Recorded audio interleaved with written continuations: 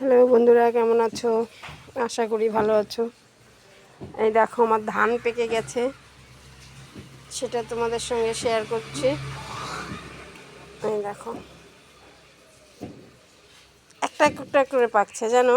এই একটা পেকেছে, এটা এখনো ঠিক করে পাকেনি, এটাও পাকেনি, এটাও না।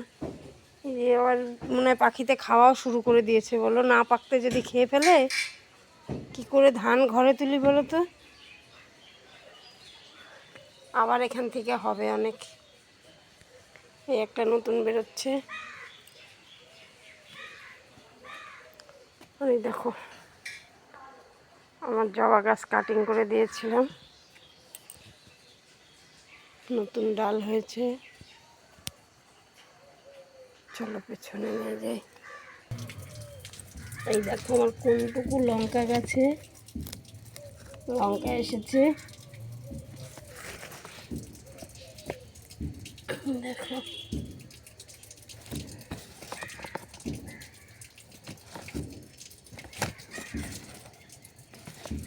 কিনে এনে চারা লাগিয়েছিলাম, হয়ই না, ওদের শুধু রোগই থাকে। যে এইটা তো চলেই গেল। একটা হচ্ছে,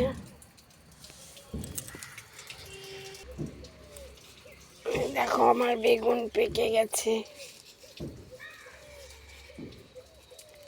দেখতে পাচ্ছ? এটাই হচ্ছে অরিজিনাল 16 বেগুন। অনেক চারা লাগিয়েছিলাম, কিন্তু ওইগুলো আবার আলাদা বেগুন, ওটাও ভালো, কিন্তু এটার পাশে না ওটা।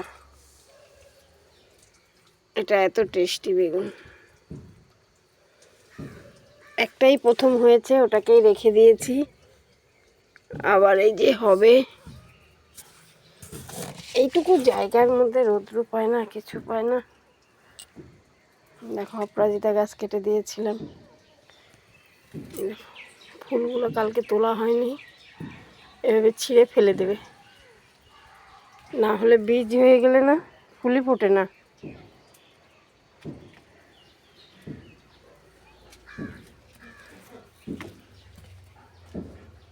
দেখো বেগুন গাছগুলো কেমন হয়ে গেছিল স্নান করিয়ে দেওয়ার পরে। আবার এই যে নতুন ডাল ছাড়ছে, সেগুলোতে ফুল আসছে। এখানে হচ্ছে বেগুন, দেখো এখানে ফুল এসেছে। গোলাপ গাছ কাটিং করে দেওয়ার পরে যে গোলাপ গাছে কড়ি ছেড়েছে, ফুল ফুটবে। এই দেখো কুমড়ো গাছ হচ্ছে আমার।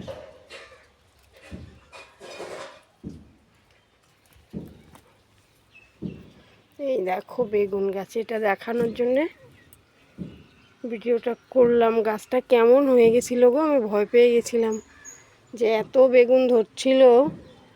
সেই গাছটা মিলিবাগে একদম চেপে ধরেছিল। বাপরে বাপ, মিলিবাগ তাড়ানোর জন্যে অনেক খাটতে হয়েছে আমাকে।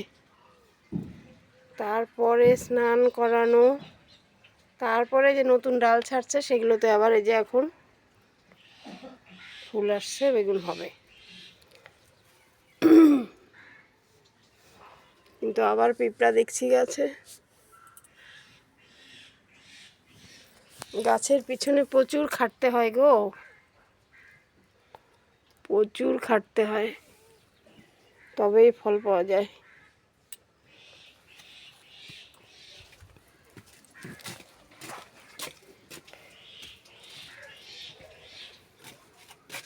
টাটা বন্ধুরা।